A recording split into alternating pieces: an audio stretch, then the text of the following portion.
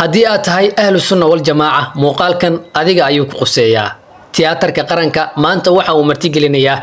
ziyaarada caalim caabid caarif sheekh cabdulqaadir jiilaani kiilaani nuuraani qowthaani شيخ جيلاني سو مجعلن لما سلف كي صالحة سو مجعلن جدد يا جيلاني sheekh cabdulqaadir jiilaani waxa uu ka mid yahay culimada adduunka ugu caansan yacni culimada sida weyn uga qayb qaatay faafinta diinta islaamka si gaar ah oo dadku ay wax u sheegaan waxaan isku waafaqsanaanay inuu yahay caalim dhammaan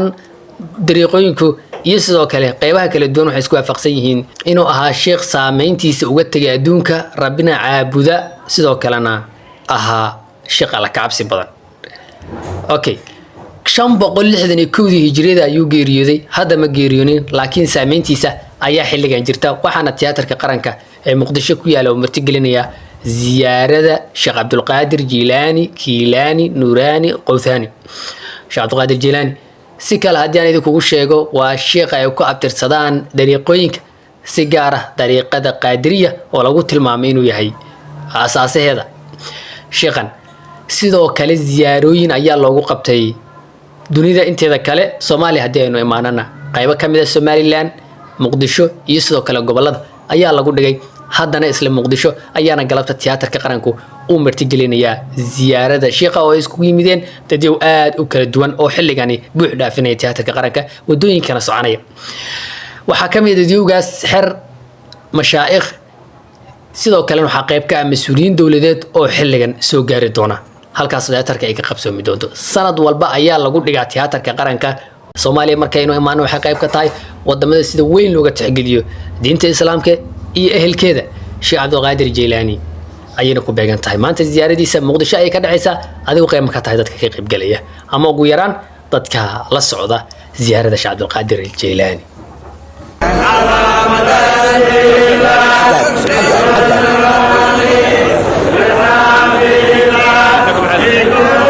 adeegsiga tiknoolajiyadda casriga ah ayay ku kala hormareen xarumaha waxbarashada iyo shirkadaha xaadirintii warqadihii iyo maaliyadii ayaa luntay xogta shaqaaluhuna waa bilaash ogow dhibaatooyinkaas oo dhan waxaa xalisay shirkadda caalamiga ah ee SIAD oo soo saarta sistamyada IoT ah